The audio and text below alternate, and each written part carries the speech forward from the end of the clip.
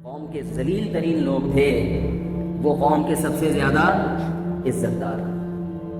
کسی زمانے میں گویے اور میراثی ڈھولکی ہے ان کی کوئی عزت نہیں تھی۔ لوگ ایسے خاندان میں رشتہ کرنا پسند نہیں کرتے تھے جن کا میراثی اور ڈھولکیوں سے تعلق۔ قرب قیامت ہے، نبی صلی اللہ علیہ وسلم نے فرمایا جس کا مفہوم ہے کہ قیامت میں ہر کام الٹا ہوگا۔ حدیث میں قرب قیامت کی جتنی مثالیں ملتی ہیں نا، ان مثالوں سے یہ اصول سامنے آتا ہے کہ ہر چیز الٹ جائے گی، ہر چیز، یعنی نیچر سے انسان بغاوت کرے گا۔ یہ نیچر سے ہی تو بغاوت ہے، گے سیکس کو الاؤ کر دیا، نیچر سے ہی تو بغاوت۔ لوط علیہ السلام کی قوم بھی یہ کام کرتی تھی، مردوں سے لڑکوں سے بدکاری، مگر اس کو اچھا نہیں سمجھتی تھی۔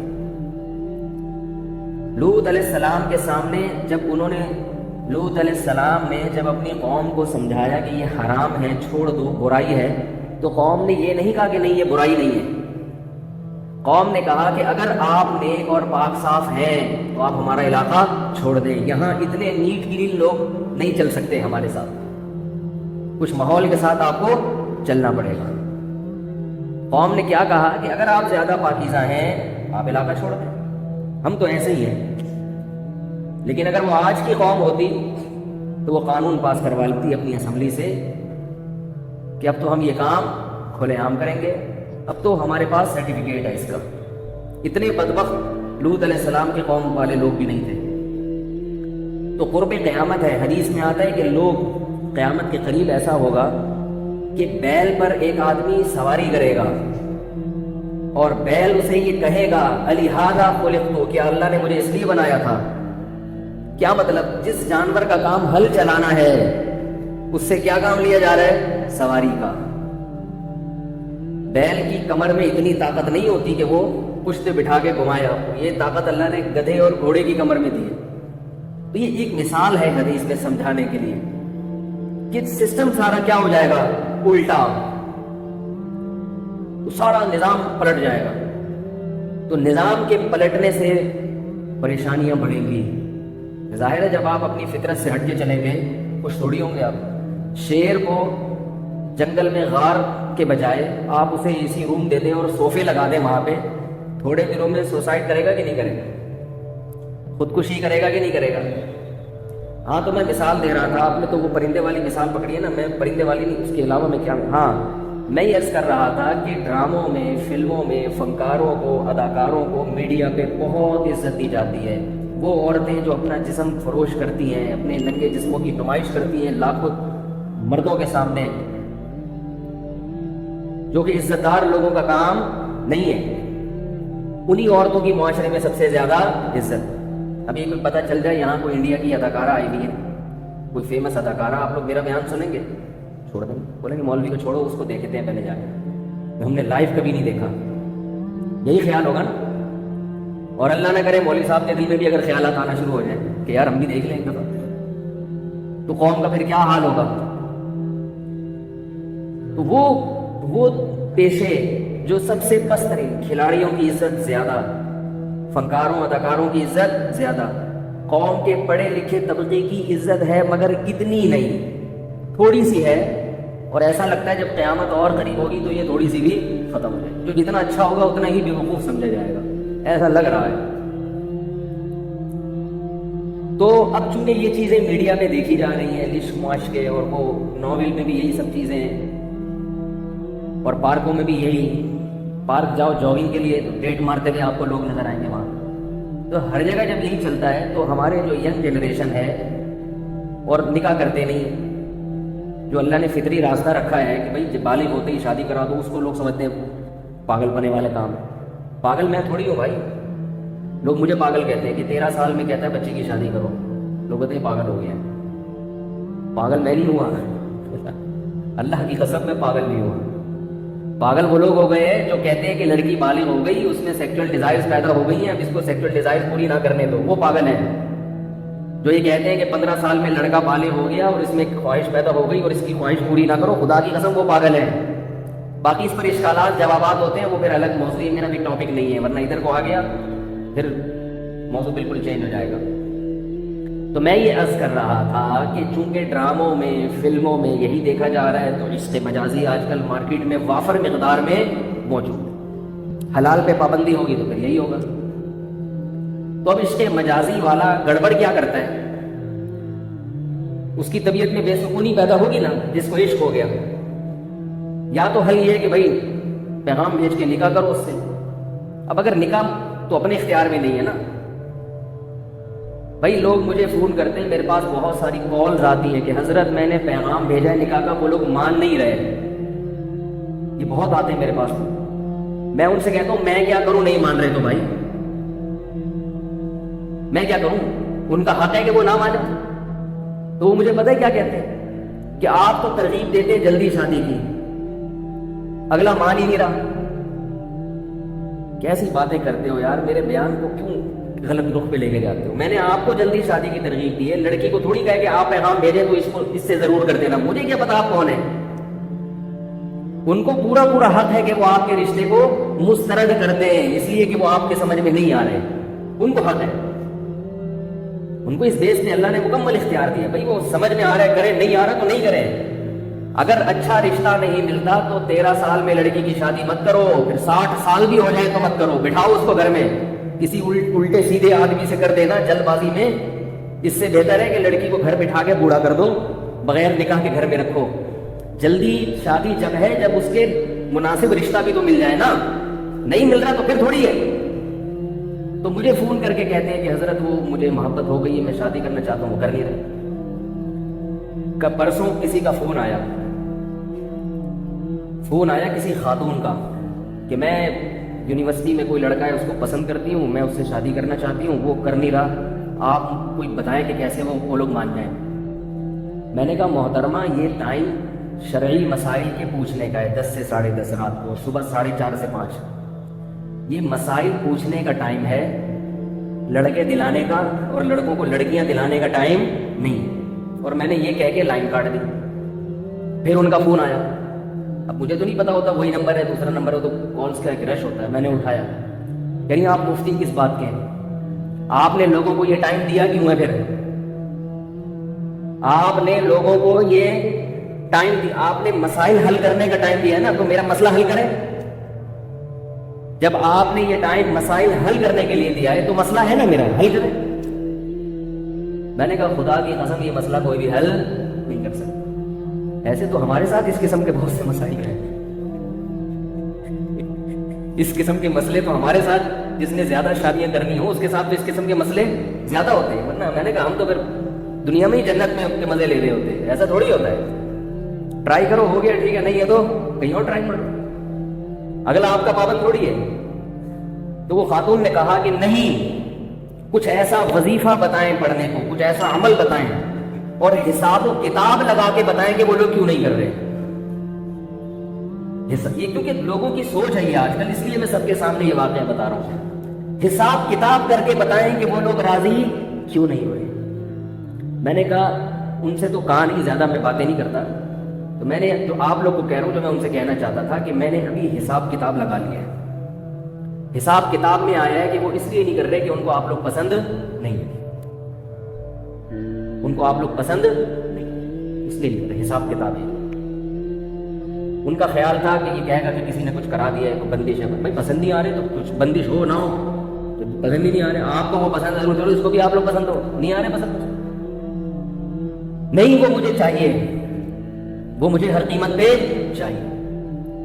میں نے کہا عملی انسان ما تمنا، قرآن کے الفاظ ہیں کہ انسان کو ضروری نہیں کہ وہ مل جائے جس کی وہ تمنا کرتا ہو.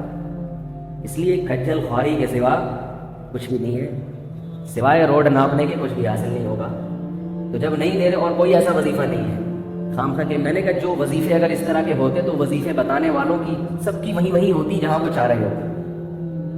وظیفے بتانے والوں کی جو یہ وظیفے بتاتے ہیں نا آپ کو کہ یہاں ہو جائے گی وہاں ہو جائے گی، ان سے جا کے پوچھو تم جہاں چاہتے تھے وہاں ہوئی نہیں ہوتی. اور اگر بالفرض ہو گئی تو یہ بہت سے بیزار ہوتے ہیں، تو یہ وظیفہ پڑھ کے جان کیوں نہیں چھڑا لیتے؟ یہ بھی اتنے ہی پریشان ہوتے ہیں، تبھی تو یہ وظیفے سینٹر کھول کے بیٹھے ہوتے ہیں. ان کو کہیں سے کچھ مل نہیں رہا ہوتا ہے، انہوں نے کہا چلو وظیفہ سینٹر کھولو، وہیں سے کماؤ کچھ پیسہ ویسا یا لوگوں کو مائل کرو اپنی طرف. تو یہ جو عشق مجازی ہے آج کل مارکیٹ میں چل رہا ہے، واٹس ایپ کا زمانہ ہے، فیس بک کا زمانہ ہے، اس سے بڑے مسائل کھڑے ہو گئے ہیں اور ہر قسم کے طبقے میں یہ بیماری پھیل رہی ہے۔ تو اگر اللہ نے حلال آپشن رکھا ہے وہ لوگ مان جائیں تو نکاح ہے، نہیں ہے تو سوائے پریشانی کے کچھ بھی حاصل بولو نا بھائی نہیں ہو۔ اب اس پریشانی کا جو علاج ہے، جو عشق مجازی میں مبتلا ہوتا ہے، وہ اس کا علاج کیا کرتا ہے؟ پھڑکنا، تڑپنا، ہائے ہوئے بس مل جائے، کسی طرح بات کروں، کسی طرح اس سے کال کروں، کسی طرح میں رابطہ کروں۔ اس سے معاملہ ختم ہونے کے بجائے عشق کیا ہوتا ہے؟ اور پیدا ہوتا ہے۔ عاشق یہ سمجھتا ہے کہ تھوڑی بہت اگر میری ہیلو ہائے سلام دعا رہی تو میرے جذبات کنٹرول میں رہیں گے، حالانکہ وقتی کنٹرول میں آتے ہیں جذبات، معاملہ سدھرنے کے بجائے اور زیادہ بگڑتا ہے۔ بات نہیں آ رہی؟ تو جتنے بھی بزرگان دین ہیں عشق مجازی کا ایک علاج بتاتے ہیں۔ عشق مجازی ایک بیماری ہے، یاد رکھو، بیماری کو بیماری سمجھو گے تو علاج کرو گے نا۔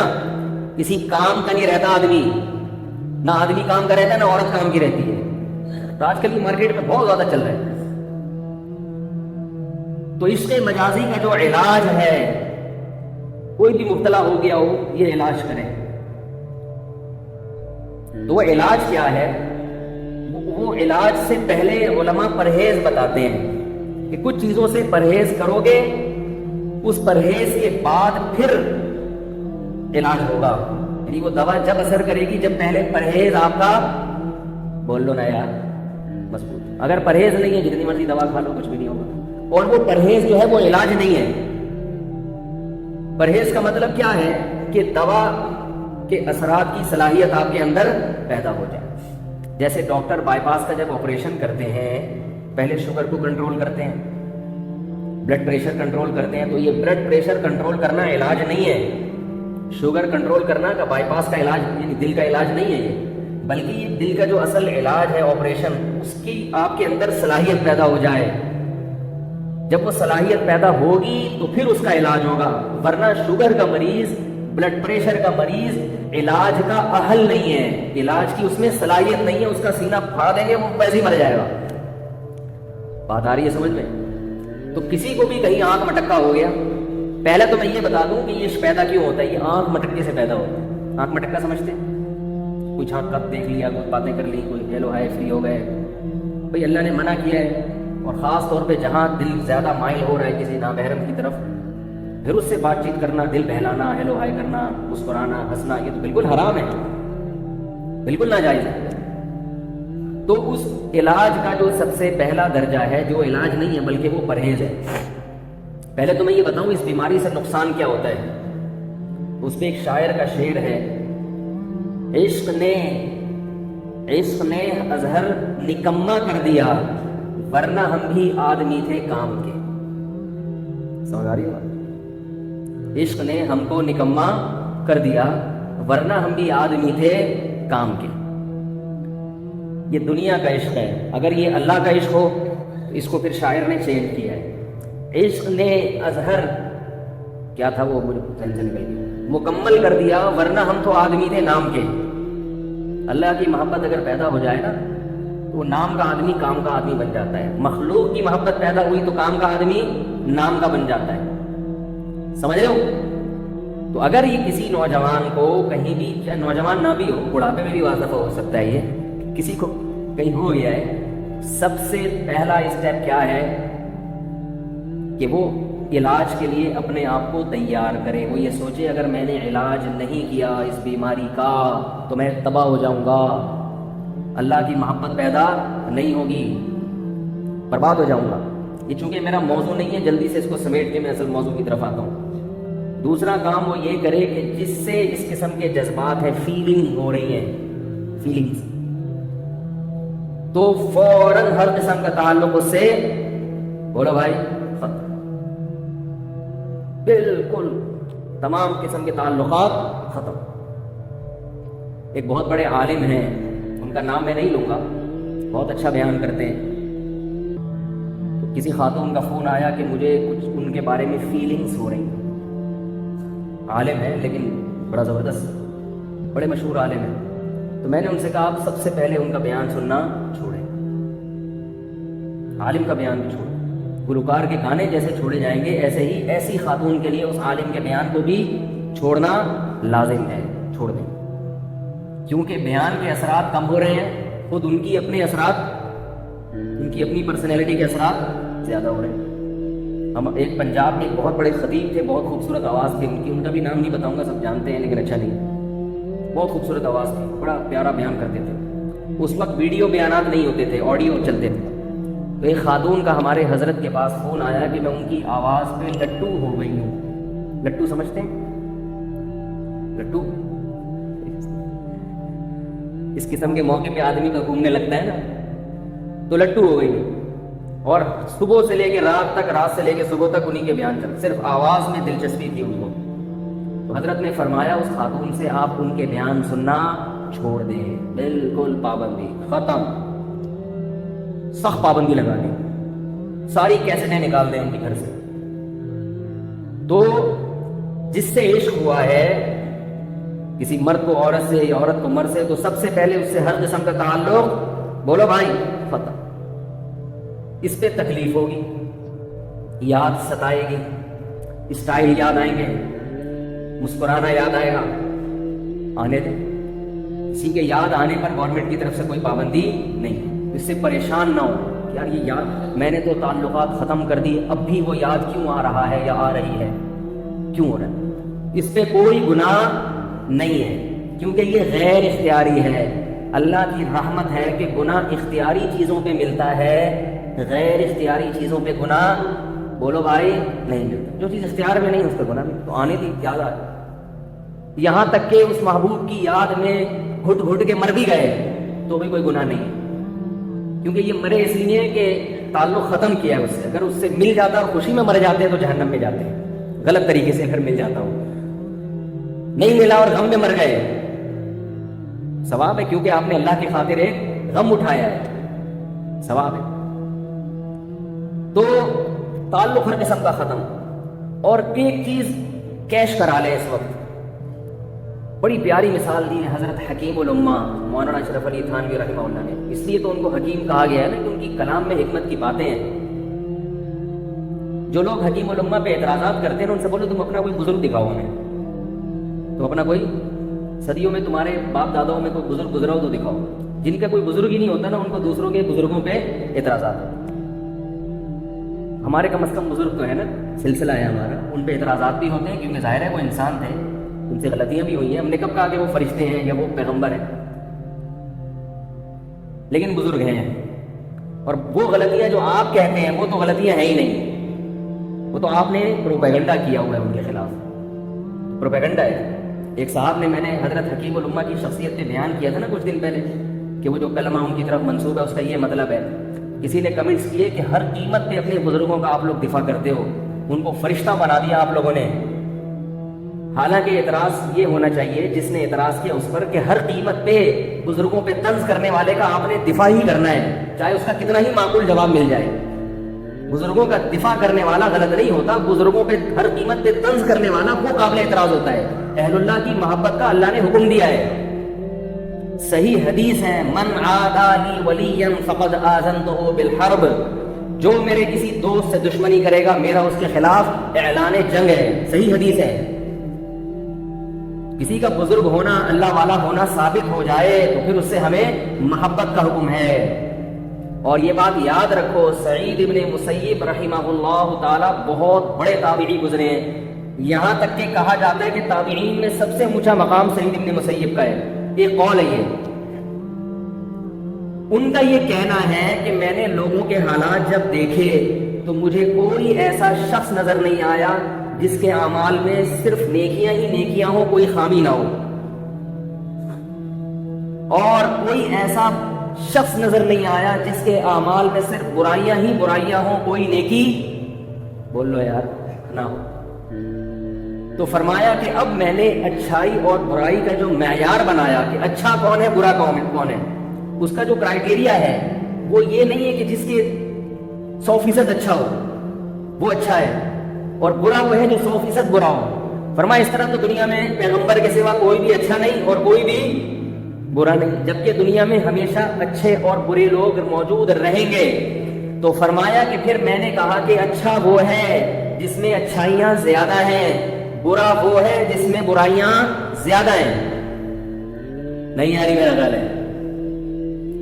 اور یہ بھی یاد رکھو، یہ جو اچھا وہ ہے جس میں اچھائیاں زیادہ ہیں، یہ کوانٹٹی کے اعتبار سے نہیں، یہ کوالٹی کے اعتبار سے۔ یہ بہت ٹیکنیکل پوائنٹ ہے، سمجھ میں آ جائے، کیونکہ جو ماضی کے قریب کے پروفیسر ہیں وہ دین کا کام بھی بہت کر رہے ہیں، صاحب ہیں جن کا میں اکثر تذکرہ کرتا رہتا ہوں محبت سے۔ انہوں نے حضرت عیسیٰ کی حیات کا انکار کر دیا، انہوں نے یونیورسٹی کے طلباء کو رمضان کا روزہ چھوڑنے کی اجازت دے دی کہ کل پیپر ہے تو روزہ چھوڑ سکتے ہیں آپ، ٹھیک ہے نا، اس قسم کی بہت ساری چیزیں مارکیٹ میں لے آئے وہ۔ انہوں نے جنت کی حوروں کا انکار کیا، انہوں نے کہا یہی دنیا کی عورتیں ریپیئرنگ کے بعد آپ کو وہاں ملیں گی۔ ہم یہ کہتے ہیں کہ یہ والی بھی ریپیئرنگ سے ملیں گی، اور اللہ نے جنت کی مٹی سے بھی الگ سے حوروں کو بنایا ہوا ہے جنتیوں کے لیے، وہ بھی ملیں گی، سب ملے گا انشاءاللہ، بس پہنچ جائیں وہاں پہ آپ کسی طریقے سے، وہ بھی ملیں گی۔ انا انشأناہن انشاء فجعلناہن ابکارا، فرمایا ہم نے ان کو وہیں سے بنایا بالکل، اور ان کو کنواری بنا دیا۔ لم یطمثہن انس قبلہم ولا جان، ابھی کھلکھلائی آئی ہے آپ لوگ کے چہروں پہ۔ یہ دیکھو ایسے پورا بیان سنو گے تو بات کرنے میں مزہ آئے گا، ایسے مرجھائے مرجھائے بیٹھ رہے تھے، بوڑھے بھی خوش ہو رہے ہیں، جوان بھی خوش ہو رہے ہیں ماشاءاللہ۔ تو لم یطمثہن انس قبلہم ولا جان، اللہ فرماتے ہیں جنتی جب اس کو چھوئے گا تو وہ پہلا شخص ہوگا، اس سے پہلے نہ کسی جن نے اس عورت کو چھوا ہوگا نہ کسی انسان نے۔ تو یہ سب جنت کی عورتوں پہ یہ چیزیں فٹ آتی ہیں، دنیا کی عورتوں پہ یہ فٹ نہیں آتی۔ دنیا کی عورتوں میں کچھ پاک دامن بھی ہوتی ہے، اور جیسے میں نے بتایا تھا نا آج کل جو سب تو نہیں ہے لیکن جو ماحول بن رہا ہے، ایک آدمی نے کہا کہ میں ایسی لڑکی سے شادی کروں گا بہت عفیف پاک دامن، جب نکاح ہوا تو خود کے درجنوں لڑکیوں سے چکر بازیاں تھیں، لڑکی ایسی چاہیے تھی کہ بالکل جس نے کبھی دنیا میں اپنے محرم کے علاوہ کوئی مرد ہی نہ دیکھا، بھائی جیسے خود ہو اس قسم کی تلاش کر لو۔ تو جب نکاح ہوا تو بیگم سے کہا کہ بیگم آج سے تم میری کائنات، مقصد اس کا سہیلیوں کے نام نہیں تھا، کائنات سے مراد ہی نہیں، کائنات، آج سے تم میری کائنات، تم میری مسرت یعنی میری خوشی بھی تم ہی میری کائنات ہو، تم ہی میری راحت ہو، تم ہی میری مسرت ہو۔ وہ سمجھی کہ اپنی گرل فرینڈز کے نام بتا رہے ہیں، یعنی سب کو چھوڑ دیا، آج سے سب کائنات بھی میری تم، مسرت بھی میری تم، اور راحت بھی تم۔ تو وہ کہتی ٹھیک ہے آج سے غفار بھی تم، ستار بھی تم، کلیم بھی تم، آج سے وسیم بھی تم، سلیم پان والا بھی تم، وسیم کباڑیا بھی تم، سب تم۔ وہ حیران ہوئے کہ یہ کیا کر رہی ہے بھائی۔ تو یہ تو دنیا میں ہو رہا ہے، اللہ نے جنت کی عورت کے بارے میں کیا کہا، لم یطمثہن انس، اور غامدی صاحب کہتے ہیں کہ یہی والی، صرف یہی والی ملے گی، تو ہم کہتے ہیں یہ والی بھی ملے گی انشاءاللہ، ریپیئرنگ ہوگی ان کی، جیسے کہ آپ کی بھی ریپیئرنگ ہوگی، اور پھر انشاءاللہ جنت کی کچھ مخصوص عورتیں ہیں جو اللہ نے مشک و عنبر سے بنائی ہیں، حور مقصورات فی الخیام، خیموں کے اندر اللہ نے ان کو ہمیشہ کے لیے بند کر دیا ہے۔ اور یہ کس کو ملیں گی، جب بات چل پڑی ہے تو تھوڑی سی میں مکمل کر دوں، یہ ملیں گی کس کو، یہ بڑا اہم موضوع ہے۔ دنیا میں اس قسم کی عورتیں کس کو ملتی ہیں، پیسہ جس کے پاس ہو، کأنہن الیاقوت والمرجان، اللہ فرماتے ہیں اتنی خوبصورت جیسے یاقوت اور مرجان، بیض مکنون، چھپائے ہوئے انڈے جیسے ہوتے ہیں نا، کوئی داغ دھبا نہیں ہوتا، حور عین، خوبصورت آنکھوں والی، گورے رنگ والی، بہت اللہ نے کواعب اترابا، خوبصورت جوان، یہ ساری صفات اللہ نے جنت کی عورت کی بیان کی۔ اگر اس ڈیزائن کی کوئی عورت دنیا میں ہو تو وہ کس کو ملتی ہے، غریب کو ملتی ہے، روکڑا ہوگا تو مل جائے گی، کیا خیال ہے؟ آپ کی ڈیزائننگ کیسی بھی ہو، پیسے ہیں، ہر قسم کا پیس آپ کے لیے اویلیبل ہے۔ ہم نے دیکھا ہے اپنی زندگی میں کالا کلوٹا، ٹیڑھی میڑھی ناک، کوڑا، اور بڑی خوبصورت لڑکی سے اس کی شادی ہوئی کیونکہ جیب میں پیسے تھے۔ عربوں میں تو بہت ہوتا ہے، کہتے ہیں بڈھے بڈھے لوگ جوان لڑکیوں سے شادی کرتے ہیں پیسوں کی وجہ سے۔ آخرت میں ان حوروں کی قیمت کیا ہے، وہ اللہ نے قرآن میں بیان کی، تتجافا جنوبہم عن المضاجع، وہ لوگ کہ رات کے آخری حصے میں ان کے پہلو ان کے بستروں سے جفا کرتے ہیں۔ کیسی عجیب آیت ہے، یہ موضوع چینج تو ہو رہا ہے لیکن کیا کریں، دنیا کا عشق ہے نا آج کل، تو اس عشق سے ہٹنے کا یہی ہے کہ اس کا آلٹرنیٹ حوروں کا سوچ لیا کرو. اور وہ حور ملے گی کیسے؟ رات کے آخری حصے میں جب بستر بہت زیادہ محبوب ہوتا ہے. دنیا کا ہر طبقہ چاہے کتنا ہی دیر سے سونے کا عادی ہو، رات کے آخری حصے میں تو وہ بھی بستر سے وفا کرتا ہے اور بستر سے جا کے چپک جاتا ہے. سارے چور اچکے ڈاکو، گٹر کے ڈھکنوں پہ بیٹھنے والے، پان گٹکے کھانے والے، وہ بھی 2:30 3 4 بجے اٹھ کے گھروں کو چلے جاتے ہیں. اللہ فرماتے ہیں ہمارے نیک بندے اس وقت جب لوگ بستر سے چپک رہے ہوتے ہیں، اللہ کی خاطر یہ لوگ بستروں کو چھوڑ رہے ہوتے ہیں، اور پھر اس وقت میں اٹھ کے اللہ کو خوف اور محبت میں پکارتے ہیں. اپنی بدعمالیوں کا خوف بھی ہوتا ہے اور اللہ سے جنت کی امیدیں بھی ہوتی ہیں. فرض نماز تو پڑھتے ہی ہیں، اللہ کی خاطر یہ اضافی کام کرتے ہیں. تو اللہ نے فرمایا وَمِمَّا رَزَقْنَاهُمْ يُنْفِقُونَ، اور دن میں پیسہ خرچ کرتے ہیں اللہ کی محبت میں. آپ کو ایسے لوگ بھی ملیں گے جو بہت پیسہ خرچ کر رہے ہیں مساجد میں، مدارس میں، لیکن عبادت میں پیچھے ہیں. ایسے بھی ملیں گے نماز روزے کے بڑے پابند لیکن پیسہ خرچ کرنے میں کنجوس. اللہ فرماتے ہیں کہ دونوں صفات اگر جمع کر لی، عبادت کی کثرت اور خوب اللہ کی راہ میں مال خرچ کرنا صرف اللہ کے لیے، دکھانے کے لیے نہیں دنیا کو، تو اللہ فرماتے ہیں فَلَا تَعْلَمُ نَفْسٌ مَّا أُخْفِيَ لَهُم مِّن قُرَّةِ أَعْيُنٍ، کسی نفس کو خبر نہیں ہے کہ ان لوگوں کی آنکھوں کی ٹھنڈک کا کیسا سامان ہم نے چھپا کے رکھا ہوا ہے. چھپانے کا ذکر اس لیے کیا کہ اگر اللہ پردے اٹھا دے تو پھر ساری دنیا اسی لائن پہ، اسی ٹریک پہ چلنا شروع ہو جائے گی. چھپی ہوئی چیزیں ہیں. جن کا غیب پر ایمان ہے، اللہ کے وعدوں پر یقین ہے، وہ یہ قربانیاں دیتے ہیں. جن کا یقین نہیں ہے وہ اس کو دنیا کی فضول ترین حرکت سمجھتے ہیں. فجر کے فرض نہیں پڑھے جاتے اور آپ کو تہجد کہاں سے پڑھیں؟ وہ سمجھتے ہیں مولوی لوگ اور یہ تبلیغ والے بیوقوف ہوتے ہیں، خام خواہ میں صبح اٹھ کے بیٹھے تھے. ہمارے ایک رشتے دار کو لاہور جانا تھا، تو فلائٹ ان کی جو تھی صبح 6 بجے کی فلائٹ تھی. تو انہوں نے اپنا ٹکٹ کسی اور کو دے دیا. بولا میں صبح 6 بجے نہیں اٹھ سکتا بھائی، میں 11 بجے ہی جاؤں گا. آپ صبح 6 بجے چلے جائیں، ہم 11 بجے سے پہلے فلائٹ مس کروا دی انہوں نے کہ میں نہیں جاؤں گا. تو اللہ نیند ایسی محبوب چیز ہے انسان، تو نیند قربان کر دینا اللہ کی خاطر، ان کو یہ چیزیں ان کو ملیں گی. خواتین کی بیان سنتی ہوں کہ ہم کو کیا ملے گا، تو بھائی آپ کو یہی والے ملیں گے لیکن ریپیئرنگ ہو جائے گی. میں بار بار بتاؤں کہ یہ اس ڈیزائن میں نہیں ملیں گے، ریپیئرنگ کے بعد ملیں گے. بعض کو تو کھول کے دوبارہ جوڑا جائے گا، کیونکہ بعض ایسے لوگ بھی ہیں وہ ریپیئرنگ سے صحیح ہونے والے نہیں ہیں. سمجھ آ رہی ہے؟ تو خیر میں یہ عرض کر رہا تھا کہ اگر اس طرح کا کسی کو ہو گیا ہے تو اس کا علماء بزرگان دین علاج کیا بتاتے ہیں کہ پہلا تو یہ ہر قسم کا تعلق اس سے ختم کر دیا جائے. پھر بھی اگر اور جان کر اس کے بارے میں سوچا نہ جائے. یہ نہیں کہ لیٹے میں رات کو تو پھر اسی کے تصورات، دن میں بھی اسی کے خیالات، جان کر غیر اختیاری آ رہے ہیں. اور اپنے آپ کو مصروف رکھیں. جو آدمی مصروف رہتا ہے اس کے پاس ان فضولیات کا ٹائم نہیں ہوتا. میں نے دیکھا ہے جو مصروف زندگی گزارتے ہیں ان کو عشق و عاشقے نہیں ہوتے. صبح اٹھیں، ایکسرسائز کریں، نماز پڑھیں، اپنا نہائیں دھوئیں، تلاوت کریں قرآن کی. پھر جو آپ کا کام ہے مطالعہ کریں، اسٹڈی کریں، آفس کے کام نمٹا دیں، صبح 9-10 بجے چلے جائیں. پھر دوپہر تھکے ہوئے آدھا گھنٹہ قیلولہ کر لیں. پھر اپنا کام نمٹا کے گھر آئیں.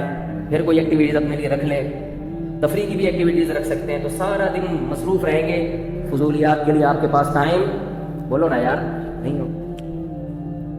زندگی اچھی گزرے گی. آپ مصروف آدمی کبھی ڈپریشن کا مریض نہیں بنتا. ڈپریشن کے مریض ہمیشہ فارغ لوگ بنتے ہیں، اللہ ماشاء اللہ. کبھی اللہ کی قدرت ہو تو ایک الگ بات ہے، اللہ مصروف کو بھی بنا دیتے ہیں، لیکن عام طور پر ایسا نہیں ہوتا. تو پہلا حل کیا ہے عشق مجازی کا کہ اس سے ہر قسم کا تعلق ختم کر دیا جائے. دوسرا مسئلہ یہ ہے، ہاں حکیم الامہ کا میں واقعہ بتا رہا تھا کہ حکیم الامہ رحمہ اللہ تعالیٰ فرمایا کرتے تھے کہ عشق مجازی میں اگر کوئی مبتلا ہو جائے تو وہ بہت جلدی اس محبت کو ریپلیس کر کے اللہ کی محبت اس کی جگہ ڈال سکتا ہے. عام آدمی کے لیے ڈالنا مشکل ہے. یعنی کسی کو عشق ہو گیا نا کسی سے، تو اس کے دل میں اللہ کی محبت کو پیدا کرنا آسان ہے، عام آدمی کے دل میں پیدا کرنا مشکل ہے. اس کی بڑی پیاری مثال دی ہے انہوں نے. فرمایا دیکھو کسی کمرے میں کچرا پڑا ہوا ہو جگہ جگہ، اس کچرے کو نکال کے آپ نے وہاں کوئی اچھی چیز لانا چاہتے ہیں، یہ کچرا نکالنا چاہتے ہیں آپ. ایک طریقہ تو یہ کہ جگہ جگہ سے وہ کچرا اٹھانا شروع کرتے ہیں. ادھر سے کاغذ اٹھایا, ادھر سے پنی اٹھائی, ادھر سے تنکا اٹھایا, سارا دن لگ جائے گا اسی کام میں, اور شام تک جب اٹھا کے فارغ ہوں گے تو وہ والا کونا دوسرا دوبارہ گندا ہو چکا ہو. دوسرا طریقہ یہ کہ جھاڑو سے پورا سمیٹ کے ایک جگہ اکٹھا کیا جائے اور اٹھا کے ایک ہی ہلے میں پھینک دیا جائے. یہ آسان ہے نا. تو فرمایا کہ انسان کی طبیعت میں مختلف قسم کی محبتیں اللہ نے رکھی ہیں جو اللہ کی محبت گھسنے نہیں دیتی. یہ مختلف قسم کی محبتیں کچرا ہیں. جب کسی کو کسی سے عشق ہو جاتا ہے تو اس کی تمام محبتیں سمٹ کے وہ طبیعت ایک کی طرف مرکوز ہو جاتی ہے, اس کی فکریں سمٹ کر ایک فکر بن جاتی ہے. اب اللہ کی محبت ڈالنے کے لیے ضروری ہے کہ دنیا کی پہلے نکالی جائے, ورنہ اللہ کی نہیں آئے گی. بھائی کپڑے کو نیل سے چمکانے کے لیے ضروری ہے کہ پہلے اس کا میل کچیل صاف کیا جائے. میل کچیل صاف کرنے سے پہلے نیل لگا دیں گے تو عجیب سا بن جائے گا نا. بدبو میں اسپرے کر دیں گے تو بدبو اور اسپرے مل کے عجیب سی چیز بن جائے گی. پہلے نہا دھو کے صاف ہوتے ہیں, پھر خوشبو کا اسپرے ہوتا ہے. کسان جب ہل چلاتا ہے تو پہلے جھاڑیوں کانٹوں کو ختم کرتا ہے, پھر پھول پوٹے لگاتا ہے اپنے کھیت میں, اسی میں نہیں لگا دیتا. تو اللہ کی محبت پیدا کرنے کے لیے ضروری ہے کہ دنیا کے جو کچرے دل میں گھسے ہوئے ہیں ان کو پہلے نکالا جائے. تو جس کو عشق مجازی ہو گیا تو وہ بہت سارے کچرے سمٹ کے ڈسٹ بن میں آ کے وہ ایک کی طرف اس کی توجہ ہو جاتی ہے. تو اس ایک کو نکالنا دھکا دے کے آسان ہے. جیسے ہی دھکا دے کے نکلے فوراً اللہ کی محبت اس کے دل میں ڈال دو.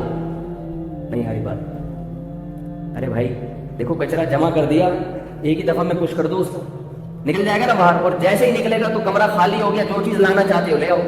تو عشق مجازی اگر کسی کو ہو گیا ہے تو وہ اس کو اللہ تک پہنچنے کا ذریعہ بنا سکتا ہے کہ بھائی ایک کی محبت ہے, اس کو ختم کرو اور اللہ کی محبت پیدا کرو. اب وہ کیسے پیدا ہوگی اس کا میں ایک ٹوٹکا بتا رہا ہوں آپ لوگوں کو. ٹوٹکا وہ یہ ہے کہ پہلے تو آپ نے کیا کرنا ہے, جس سے عشق ہے اس کے کا تصور دماغ میں جان بوجھ کر, یار بول لو بھائی, تو پولیس سے بھی ڈرنا چھوڑ دیا آپ لوگوں نے. وہ لڑتے ہوئے دھمکیاں دیتے ہیں, بلاتے نہیں. اس کا تصور ختم کر دو دماغ سے. اس کا نتیجہ کیا نکلے گا, وہ عشق آہستہ آہستہ, ایک دم نہیں, پہلے تو بڑکیاں مارے گا, خوب چلانگے مارے گا وہ, لیکن آہستہ آہستہ وہ تصور ختم ہونا شروع ہوگا, یعنی دل سے باہر نکلنا شروع. اور پھر ایسی گولیاں کھاؤ جو اللہ کی محبت پیدا کریں, تو اللہ کی محبت اس کو اور زیادہ پش کرے گی, نکالے گی, دھکا دے گی. ایک طرف سے اس کو کھینچ کے ادھر سے باہر نکالنا ہے, دوسری طرف اللہ کی محبت کے دھکے لگانے ہیں. تو دونوں طرف سے جب طاقت آئے گی نا, ادھر سے جیسے کوئی گھر میں چیز پڑی ہوئی ہے, ڈسٹ بن بہت بھاری ہو گیا ہے کچرے کا, ادھر سے آپ کھینچو گے, ادھر سے پیچھے سے کوئی دھکا لگائے گا تو معاملہ آسانی سے, بول لو نا یار, حل ہو جائے گا. اگر ادھر سے کھینچ کے نکالا اکیلے نے, دھکا زیادہ لگانا پڑے گا. ادھر سے پش کرنے والا کوئی نہیں ہے, ادھر سے کھینچنے والا تو ہے, پش کرنے والا کوئی نہیں, تو دھکا بھی زیادہ زور سے لگانا پڑے گا. اور کمرہ جب خالی ہو جائے گا تو ایسا نہ ہو کہ اس میں کوئی اور چیز آ جائے. خالی کمرے میں پھر میل کچیل اور دوسری چیزیں آ سکتی ہیں, تو آسمان سے گرا کھجور میں اٹکا والی بات ہو جائے گی. تو اب ادھر سے عشق کو کھینچ کے نکالنا ہے اور ادھر سے دھکا اللہ کی محبت کا لگانا ہے. یہ نکلے گا, ادھر سے دھکا لگے گا, دل صاف ستھرا بھی ہو جائے گا اور دل میں اللہ کی محبت کی چنگاری پیدا ہو جائے گی. تو وہ دھکا کیسے لگے گا, اس کے مجازی کا جو کچرے کا ڈبہ ہے وہ نکلے گا کیسے, ادھر سے جو کھینچنے والا دھکا کیسے لگے گا, اس کا طریقہ میں نے کیا بتایا. ہر قسم کے تعلقات, بولو نا یار, وہ آج کل جو تعلقات ختم کرتے ہیں نا, ان کی شاعر کا ایک شعر ہے, وہ اپنے گھر کے دریچوں سے جھانکتا کم ہے, تعلقات تو اب بھی ہے, رابطہ کم ہے. شاعر کہہ رہے میری محبوبہ جو ہے نا اپنے گھر کے دریچے سے یعنی کھڑکی سے جھانکتی اب نہیں ہے جیسے پہلے جھانکتی. تو رابطہ تو ڈسکنیکٹ ہوا ہے, تعلقات ختم نہیں. کنیکشن جو ہمارا پہلے تھا, آنکھ مٹکے, وہ تو کم ہو گئے ہیں, مگر رابطہ ختم, سوری تعلقات ختم نہیں ہوئے. تو بعض لوگ کیا کرتے ہیں کہ جس سے عشق ہوا اس سے بات چیت تو ختم کر دیتے ہیں, رابطہ ختم کر دیا, مگر تعلقات برقرار رکھتے ہیں. تو ایسا نہیں کرنا کہ وہ اپنے گھر کے دریچوں سے جھانکتا کم ہے, تعلقات تو اب بھی ہے, رابطہ کم ہے, ایسا معاملہ دماغ سے بھی نکال دو اس کو. تو یہ بزرگان دین کا نسخہ بتا رہا ہوں آپ. اس کے بعد کیا کرنا ہے, اللہ کی محبت کا دھکا لگانا ہے. اس کا ایک نسخہ ہے, وہ خود سے کرو گے تو بھی فائدہ ہوگا، مگر کسی شیخ سے، کسی بزرگ سے باقاعدہ بیعت ہو جاؤ، اس کی نگرانی میں کرو تو فائدہ زیادہ ہوگا۔ جب تک کسی سے بیعت نہیں ہوتے کوشش تو یہی کرو کسی بزرگ سے تعلق قائم کرو، نہیں ہوتے تو میں ویسے ہی ایک قریبی میں جیسے پیناڈول کی گولی ہوتی ہے نا، بھائی بخار کا اصل علاج تو یہ کہ ڈاکٹر کو دکھاؤ، نہیں تو کم از کم فی الحال یہ 2 گولیاں تو کھاؤ، کچھ تو کمی ہو۔ تو اس کا طریقہ یہ ہے کہ رات کو تہجد کے وقت میں اٹھیں۔ دیکھو بیماری کے علاج کے لیے قربانی دینی پڑے گی۔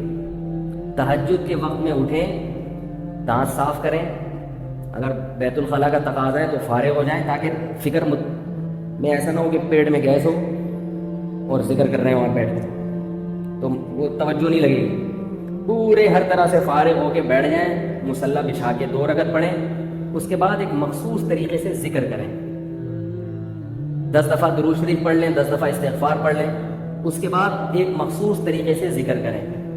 وہ ذکر یہ ہے کہ پہلے یہ تصور کریں کہ اللہ کی محبت دل میں لانے کے لیے غیر اللہ کی محبت پہلے نکالنی پڑے گی۔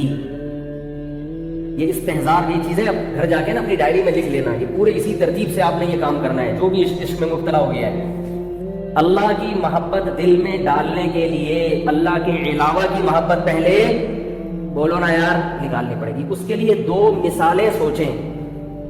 ایک مثال یہ کہ سفید کپڑے کو نیل سے چمکانا کے لیے ضروری ہے کہ پہلے اس کا میل کچیل دور کیا جائے، اور کسی زمین میں پھول بوٹے لگانے کے لیے پہلے ضروری ہے کہ جھاڑ بجکڑ صاف کیا جائے۔ تو میرے دل میں جو بہت سارے جھاڑ بجکڑ مردار کی محبت جمع ہو گئی ہے، جس سے عشق ہوتا ہے وہ مر جائے تو جاؤ گے اس کے ساتھ قبر میں، ہے بھائی؟ ایسی دنیا ہی ہے۔ آج جو اچھا لگ رہا ہے 10-20 سال کے بعد نہیں لگے گا اچھا، دادا دادی نانا نانی بن جائے گا وہ، پھر وہ کہے گا بھی نہیں میں آپ سے ملنا چاہتا ہوں، آپ کہیں گے میرے پاس آپ سے ملنے کے علاوہ ہر چیز کا ٹائم، مل نہیں سکتا میں آپ سے۔ یہ سب تھوڑے دنوں کے بعد یہ ڈسٹیمپر ختم ہونے والا ہے، ڈسٹیمپر اللہ نے کر دیا نا، تو وہ سب ڈسٹیمپر کیا ہوگا آہستہ آہستہ ختم۔ پھر دیکھو کون عشق کرتا ہے، قبر میں کیڑے پڑ جاتے ہیں۔ ایک بزرگ تھے نا، ان کا جو غلام تھا وہ بزرگ ہی کی باندی پہ عاشق ہو گیا۔ باندی بزرگ کی عاشق کون ہو رہا ہے؟ غلام ہو رہا ہے۔ وہ بزرگ سمجھ گئے کہ یہ روزانہ گھلتا جا رہا ہے، تو انہوں نے علاج یہ کیا۔ اس زمانے کے لوگ اچھے ہوتے تھے، انہوں نے اپنے بزرگ کو بتا دیا حضرت میں عاشق ہو گیا اور میرا دماغ خراب ہو رہا ہے، طبیعت سیٹ نہیں ہے میری۔ تو ان بزرگ نے یہ کیا کہ باندی کو جمال گوٹا کھلانا شروع کر دیا۔ جمال گوٹا کبھی کھائیے گا بھی نہیں، اس سے اس کو موشن ہونا شروع ہوئے، تو جتنا گند تھا نا وہ بالٹی میں جمع کرتے رہے، جو اس کا گند نکلتا تھا۔ جب وہ بالٹی بھر گئی، باندی کی تو ایسی کی تیسی ہو گئی، اس کی تو ہڈیاں نکل آئیں، ساری چہرے کی رونق ختم۔ تو پھر انہوں نے اپنے غلام سے کہا جاؤ جا کے اس باندی کو دیکھو، ابھی اچھی لگ رہی ہے، اسے جا کے دیکھو اللہ کی پناہ حضرت مجھے یہ نہیں چاہیے۔ تو انہوں نے اس کو وہ بالٹی دکھائی، بولا اس کے اندر سے یہ نکلا ہے جس کی وجہ سے ایسی ہو گئی، یہ جب تک اندر تھا، یہ گند جب تک اس کے اندر تھا تو تم عاشق تھے، یہ گند نکل آیا ہے تو اس کا مطلب تم اس پہ عاشق تھے۔ یہ جو بالٹی میں گند نکلا ہے نا یہ تھا، جب تک یہ اندر تھا تو بہت اچھی لگ رہی تھی۔ یہ ہے دنیا۔ جتنے فلموں کے ہیرو ہیروئن ہوتے ہیں ان کا بڑھاپا بھی تو دیکھا کرو، جوانی میں تو بڑے اچھے لگ رہے ہوتے ہیں، تھوڑا بڑھاپا دیکھو، ان کے بڑھاپا دیکھا کرو، پھر پتہ چلے گا کہ کون کیا ہے۔ یہ عشق ایسی چیز نہیں ہے کہ جس کو ضرورت سے زیادہ فری کرایا جائے، لفٹ کرایا جائے۔ تو 2 مثالیں سوچنی ہیں، سمجھ رہے ہیں؟ ایک مثال یہ کہ جب تک دل سے دنیا کی محبت کا کباڑ نہیں نکلے گا، اللہ کی محبت کا نور پیدا نہیں ہوگا۔ اور اس کے لیے 2 مثالیں، سفید کپڑے کے نیل والی اور بولو نا یار کسان والی۔ یہ مثالیں سوچ کے اس نظریے کو پکا کریں گے، بیٹا یہ تو کرنا ہی ہے، گند نکالنا ہے، اس گند کو لے کے قبر میں نہیں جانا، قبر میں صرف اللہ کی محبت لے کے جانی ہے۔ اس کے بعد ذکر کرنا ہے، گردن جھکائیں، لا الہ الا اللہ۔ لا الہ میں گردن کو یہاں کھینچنا ہے، لا الہ کا مطلب کوئی معبود نہیں، اور یہ تصور کرنا ہے کہ میرے دل میں جتنی محبتیں نکال کے باہر پھینک رہا ہوں میں، اور پھر گردن واپس لانی ہے الا اللہ، الا اللہ کا مطلب صرف اللہ. الا اللہ اتنی زور سے دل پہ مارنا ہے کہ یہ تصور ہو کہ اللہ دل کے اندر گھس رہا ہے. یہ کم سے کم 200 مرتبہ کرنا ہے. آئی بات سمجھ میں؟ 200 مرتبہ. اب اس پہ بہت سے کلپ آنا شروع ہو جائیں گے میرے خلاف. قرآن و حدیث سے اس کا ثبوت دکھاؤ. یہ کون سا ذکر آپ لوگوں نے نکالا ہے قرآن و حدیث سے اس کا؟ بولو نا یار. تو میں نے کہا کلپ آنے سے پہلے ہی اپنا کلپ ڈال دیا، کیونکہ لوگ توپے اور بندوقیں لیٹے ہوئے بیٹھے ہوتے ہیں میرے خلاف. جیسے ہی کوئی بات ہے فوراً دبا. قرآن و حدیث سے اس کا کوئی ثبوت نہیں ہے. لا الہ الا اللہ کا ہے، اس طریقے کا نہیں ہے، اور ثبوت کی ضرورت بھی نہیں ہے. اس لیے کہ یہ بطور علاج کے ایک ٹوٹکا اختیار کیا جا رہا ہے. ٹوٹکوں کے لیے قرآن و سنت سے ثبوت کی ضرورت نہیں ہوتی. ایک نفسیاتی عمل ہے، بزرگان دین کا تجربہ ہے کہ اس طرح سے ذکر کرنے سے غیر اللہ کی محبت بہت جلد دل سے نکل جاتی ہے. اس کے لیے قرآن و سنت سے ثبوت کی ضرورت نہیں ہے، کسی ماہر نفسیات ڈاکٹر سے ثبوت کی ضرورت ہے. اس سے پوچھ لے، وہ کہے گا ہاں جب یہ تصور کرو گے تو ہو جائے گا ایسا. نہیں یاری بات سمجھ. تو قرآن و حدیث سے ہمیں یہ تو ملتا ہے کہ گند نکالنا فرض ہے. اس گند نکالنے کا طریقہ اگر کوئی بھی مفید ہوگا اس کے لیے قرآن و سنت سے ثبوت کی ضرورت بولو نا یار نہیں. گند نکالنا تو دل سے ضروری ہے یا نہیں ہے؟ دل سے یہ جو دنیا مردار کی محبت کے گٹر دل میں ہے، یہ گٹر جلدی سے نکل جائے. تو اگر کوئی ایسا طریقہ اختیار کیا جائے جس میں فائدہ زیادہ ہو رہا ہے تو وہ فائدہ مقصد ہوتا ہے، وہ طریقہ مقصود نہیں ہوتا. اس کو اگر مقصد سمجھ کے کرو گے کہ یہی طریقہ مقصد ہے، جیسے کہ بہت سے لوگ کرتے ہیں. اب خانقاہوں میں بعض خانقاہیں ایسی بھی ہیں جہاں بیٹھے ہوئے مسٹنڈوں کی طرح ضربے لگائے چلے جا رہے ہیں، مگر عملی لحاظ سے کیا ہے؟ زیرو. اس کا مطلب وہ اسی کو مقصد سمجھتے ہیں، وہ عملی تربیت کو مقصد سمجھتے ہی نہیں ہیں. اور بعض لوگ یہ بھی کہتے ہیں کہ نبی کا یہ طریقہ ہے تو یہ غلط ہے، نبی پر بہتان مت لگاؤ، نبی نے یہ طریقہ نہیں سکھایا. یہ ایک علاج ہے، علاج کے لیے ثبوت کی ضرورت نہیں ہوتی. کہ نفسیاتی عمل ہے. اس نفسیاتی، کیونکہ آپ جب بار بار تصور کرو گے کہ دل سے غیر اللہ نکل رہا ہے اور اللہ دل کے اندر داخل ہو رہا ہے، تو آہستہ آہستہ آپ کو اپنے دل میں نرمی محسوس ہونا شروع ہوگی، اور یہ تصور پھر آپ کا بننا شروع ہو جائے گا. 24 گھنٹے بنے گا پھر یہ تصور. کسی بھی عمل کو کنٹینیو کچھ وقت تک کیا جائے تو وہ دماغ پھر اس کے لاشعور میں چلا جاتا ہے. وہ دماغ کے آئی بات سمجھ میں؟ لاشعور میں چلا گیا تو یہی تو دماغ میں گھسانا ہے کہ دماغ میں جو گند بھرا ہے اس کو نکالو، اور جو بھرنے کی چیز ہے اس کو بھرو اس کے اندر. تو اس عمل سے فائدہ بہت ہوتا ہے، مگر اس کو سنت نہ سمجھو. آئی بات سمجھنے کی علاج ہے، علاج کے طور پر اس کو کرنا چاہیے. اور اجتماعی سطح پہ نہ کیا جائے کہ 5-6 مسٹنڈے بیٹھ گئے مسجدوں میں شور کر رہے ہیں. تنہائی میں رات کو بیٹھو اور بس اپنے طور پر اتنی ہلکی آواز ہو، تھوڑی آواز ہو تو فائدہ زیادہ ہوگا. کیونکہ جب آواز ہوتی ہے، ذکر بالجہر شریعت میں پسندیدہ نہیں ہے، آہستہ ذکر پسندیدہ ہے. مگر جہر میں اگر علاج ہو رہا ہے، علاج کی نیت سے کہ توجہ لگتی ہے اس میں، تو پھر جائز ہے. اصل ذکر کیا ہے شریعت میں؟ آہستہ، زور سے ذکر نہیں. لیکن یہاں چونکہ علاج ہے تو بولنے سے کیا ہوتا ہے؟ تصور زیادہ بیٹھتا ہے نا بھائی، توجہ زیادہ لگتی ہے. اس لیے یہاں صوفیہ کرام کہتے ہیں کہ تھوڑی آواز کے ساتھ کرو تاکہ توجہ زیادہ لگے. اور اگر بالکل تنہائی میں کر رہے ہو، کوئی ڈر نہیں ہے، پھر بے شک زور زور سے کر لو، پھر بے شک زور زور سے.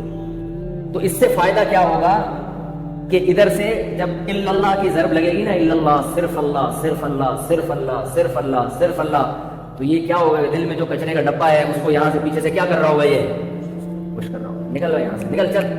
وہ جو جتنی انٹیاں ونٹیاں گھسی ہوئی ہوں گی وہ ساری آہستہ آہستہ کیا ہوں گی؟ نکلیں گی. دولت کی محبت بھی نکلے گی، دنیا میں جہاں کا شوق، عزت کا شوق، یہ سب چیزیں آہستہ آہستہ مارکیٹ، دل کی مارکیٹ سے شارٹ ہونا شروع. اور ادھر پرہیز بھی چل رہا ہے. تو تھوڑے دنوں میں انشاءاللہ جو دنیا کی محبت ہے نا وہ کیا ہو جائے گا؟ ریپلیس ہو کے اس کی جگہ کیا آ جائے گی؟